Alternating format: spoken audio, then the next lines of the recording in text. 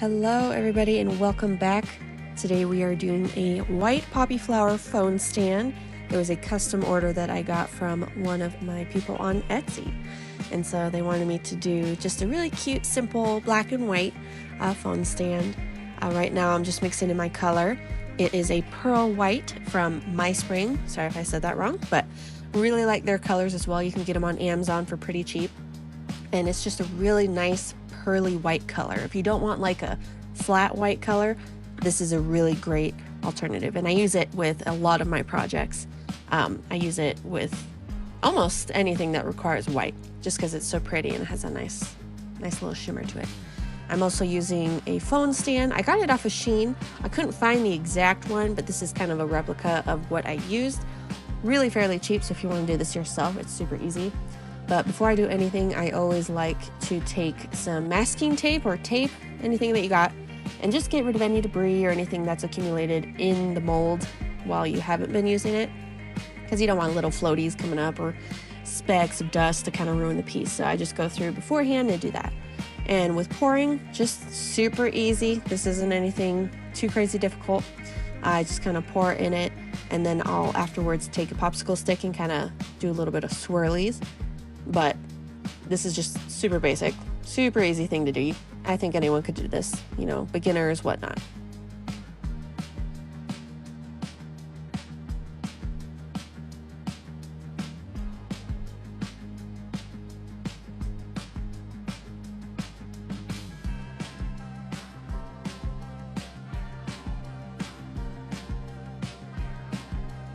Then I like to go through with my heat gun and pop any of those bubbles. Sometimes you'll get bubbles in kind of the corners of this mold, so I always try to coax them out with my heat gun or an alcohol spray. You can also take a little silicone stick or something soft. I wouldn't use like a toothpick because you don't want to accidentally scratch the mold and then kind of ruin it.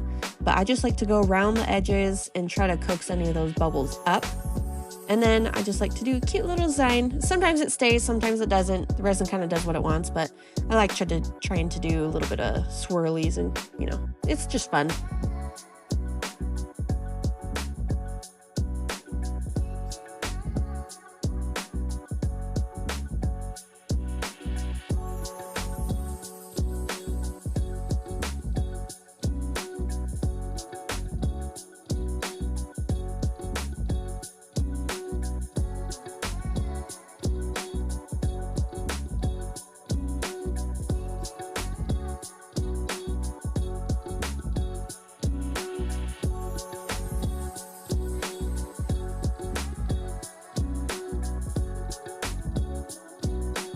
So after you're done with this part, you want to let it cure for 24 hours. You do not want this to be soft at all, or else you might have issues with getting the vinyl transparent loosened paper up, whatever it's called.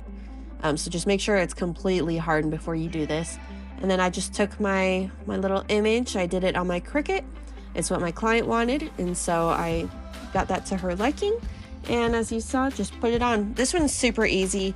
It's very fluid. Wasn't any like sharp corners or anything, so it was really easy. And then after that, I just take my clear coat, because I always like to encase my designs in resin, because I don't want them to be able to be pulled off or scratched or anything like that. Especially since I have young kids, I just would prefer if something was safe inside the design.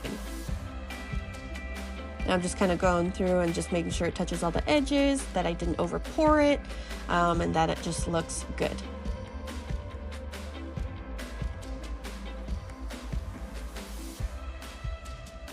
You can also take your heat gun to help spread that out a little bit more.